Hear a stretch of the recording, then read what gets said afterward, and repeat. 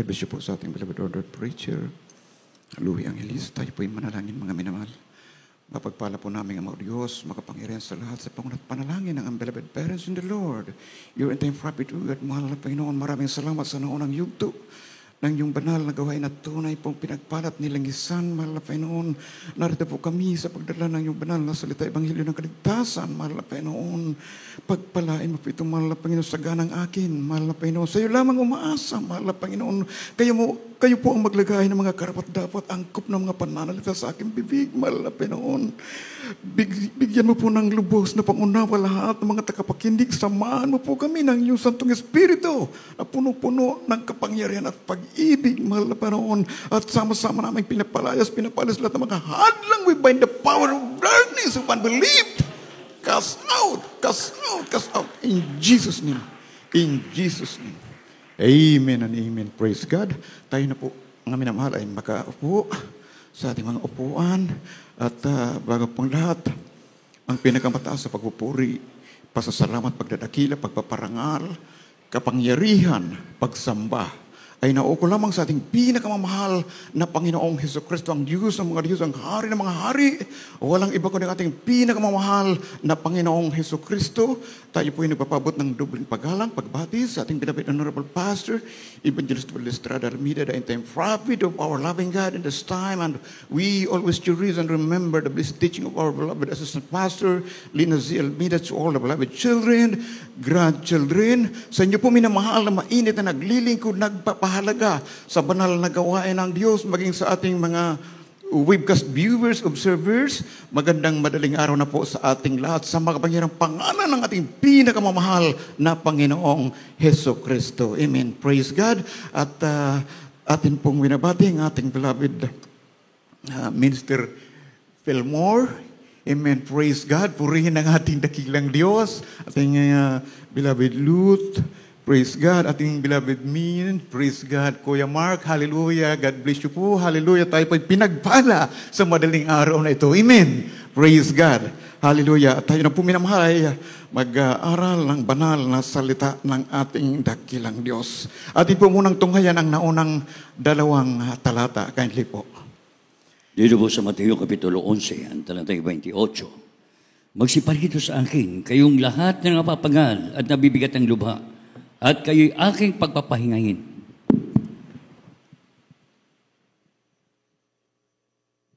Dito sa aklat ng mga Hebreo, Kapitulo 11, talatang 6. At kung walang pananampalataya ay hindi maaring maging kalugod-lugod sa Kanya, sapagkat ang lumalapit sa Diyos, dapat sumasampalataya may Diyos, at siya ang takapagbigay ganti sa mga niya'y nagsisihanap. Amen. Amen. God bless you po sa pagkabasa ng banal na salita ng Diyos. Ating pamagatan, ang kapangyarihan ng pananampalataya sa Diyos. The power of faith in God.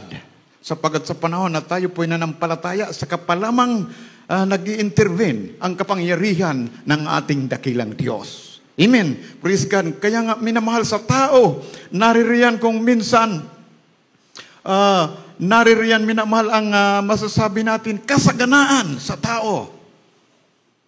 Lahat ay nasa Kanya na, mga minamahal. Naririyan kung minsan masasabi natin, malayo ang salitang Diyos o Panginoon. Sapagkat kumplito minamahal, may malakas na pangangatawan, may magagandang kita, mga minamahal. Hallelujah.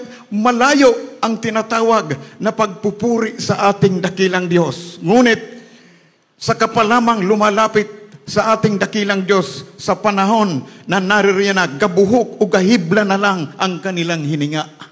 Naririyan at lumalapit, praise God, but baging sa mga patutuo minamahal, ubos na ang kanilang mga ari-arian sa kapalamang nakakalapit sa ating pinakamamahal na Panginoong Hesukristo. Praise God. Kung minsan masasabi natin parang islib na lamang o second option na lamang ang ating dakilang Diyos. Ano ang sabi sa patutuo kanina, mga minamahal? Ang sabi ng doktor sa kanya, may malusukan yung pangangatawan. Kumain ka, mamamatay ka. Hindi ka kumain, mamamatay ka rin. Kaya't ano ang ginawa natin mga kapatid? Kumain na rin siya mga minamahal para sigurado. Praise God, hallelujah. Subalit isang tiyak na bagay ang pinangyari sa kanya ng ating dakilang Diyos. Tinugon niya ang paanyaya ng ating dakilang Diyos. Amen. Praise God. Kaya nga ang sabi ng ating nabasa kanina, magsiparito kayong lahat sa akin, kayong lahat na nangabibigatan at kayo'y aking pagpapahingain. Kaya ang ating mahal na kapatid kasama natin, masayang nagpupuri. Amen. Praise God. Pinagpahinga siya sa kanyang, ang sabi, mabibigat. Ito po yung mga suliranin na nakadagan sa ating mahal na kapatid. Praise God. Subalit sabi ng pangalawang talata, kung walang pananampalataya, hindi maaring maging kalugod-lugod sa kanya. Amen. Praise God. Kaya doon nag-umpisa, mga minamahal. Hallelujah. Kaya binigyan ng bagong buhay, bagong pag-asa, bagong direction ang ating mahal na kapatid. Amen.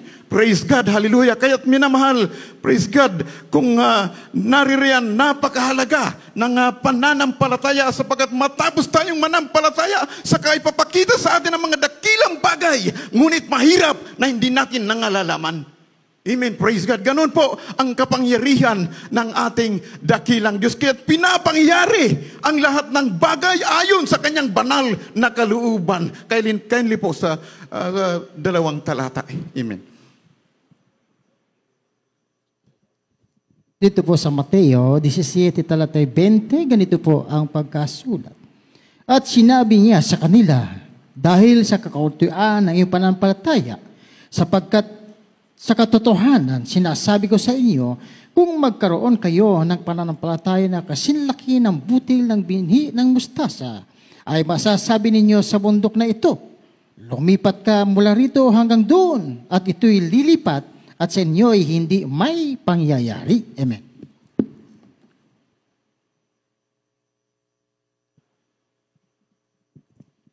Dito po sa aklat ng Daniel, Kapitulo 3, ang talatay 28. Si Nabucodonosor ay nagsalita at nagsabi, purihin ang Diyos ni Sadrach, ni Misak at ni Abednego, na nagsugo ng kanyang anghel at nagligtas sa kanyang mga lingkod na nagsisitiwala sa kanya at binago ang salita ng hari at ibinigay ang kanilang mga katawan upang sila hindi maglingkod ni sumamba sa kaninumang Diyos liban sa kanilang sariling Diyos. Amen. Purihin ang ating dakilang Diyos. God bless you po. Purihin ang ating dakilang Diyos. Amen. Hallelujah. Mga minamahal, sa banal na kasulatan sa katauhan ng tatlong magkakaibigan na mananampalataya, Misak, Sadrach at Abednego, mga minamahal, na sila po, hallelujah, ay nais pasambahin ng Haring Nabucodonosor sa larawang ginto na nililok ng kamay, subalit hindi sila sumamba sapagkat alam nila ang Diyos nila ay mag-iingat sa kanila. Amen. Praise God. Kaya't mga minamahal, hallelujah, nasunod ang order ng hari. Sila po ay inilagay sa nagniningas na hurlong apoy. Ano po ang nakita ni Haring Nabucodonosor? Sa halip, 3 sila, subalit 4 ang nakikita niya. Ang isa doon ay anghel ng Diyos. Amen. Praise God. Kaya't mga minamahal, inahon sila, mga minamahal, at doon na bago ang pananaw ng Haring Nabucodonosor na kung dati-rati ang kanyang pananampalataya ay doon sa nililok na kamay. Praise God. Nagkaroon ng conversion ang kanyang pananampalataya. Siya ngayon ay naglingkod sa tunay na Diyos nila Sadrach, Misak at Abednego. Yan po minamahal ang events or the transformations of faith. Amen. Praise God. Bakit minamahal na bago ang kanyang pananampalataya? Dahil sa ipinakita na matibay na pruweba at ebidensya na ito po'y walang ibang gawa kundi ang nag-iisang Diyos na makapangyarihan sa lahat. Amen. Praise God. Hallelujah. Kaya't minamahal, praise God, isang patunay pa, mga minamahal, na naririyan ang Diyos may matibay na pruweba at ebidensya. Kindly po sa Mateo, atin pong tunghayan ang sumusunod na talata. Kindly po. Dito po sa aklat ng Mateo, Kapitulo 9, versikulo 20 hanggang 22. At narito, isang babae na agasan na may 12 taon na lumapit sa kanya sa likuran at inipon laylayan ng kanyang damit, sapagkat sinabi niya sa kanyang kalooban, kung mahipo ko man lamang ang kanyang damit, ay gagaling ako.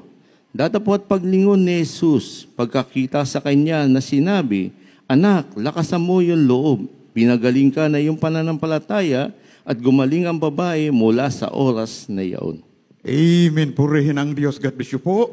Purihin ang ating dakilang Diyos. Mga minamahal, hallelujah, sa talatang ating napakinggan, imagine, isang babae na ang sinabi rito, 12 taon inaagasan. Ibig sabihin, imagine natin, payat na siya. Praise God. Subalit nabalitaan niya na naroroon sa karamihan ng tao ang ating mahal na Panginoon. Praise God, sapagkat siya po ang mahal na Panginoon ay dinudumog ng tao sapagkat kakaiba ang kanyang pangangaral, sapagkat ang kanyang pangangaral ay may dalang kapangyarihan ng Diyos. Amen. Although naririyan weak or mahina ang pangangatawan niya, praise God, nakakitaan siya ng grabing pananampalataya sapagkat base sa ating nabasa, hallelujah, sa kanyang loob lamang, mga minamahal, sa kanyang sarili lamang, ano yung layunin niya? Sabi niya, mahipo ko lamang ang damit, laylayan ng damit ng mahal na Panginoon, ako po ay gagaling. Praise God. Hindi dito nabanggit na nagpalian, hindi dito nabanggit na nagpatawag. Wala, sarili niya, mga minamahal. Ang pinag-usapan dito, ang matibay na pananampalataya niya. Praise God. Kaya mga minamahal, ano ang sabi rito, mga minamahal, sa pangalawang talata sa 22, darapwat paglingon ni Jesus at pagkakita sa kanya at sinabi, Anak, laksan mo ang iyong loob, pinagaling ka ng iyong pananampalataya. Napakalaki ng nagagawa ng pananampalataya. Amen. Praise God. Kaya't mga minamahal sabi, at gumaling ang babae mula sa oras na yaon. Praise God. Kaya't minamahal, hallelujah, kung minsan may mga mananampalataya na tila baga binibigyan ng limitasyon ang kapangyarihan ng ating dakilang Diyos.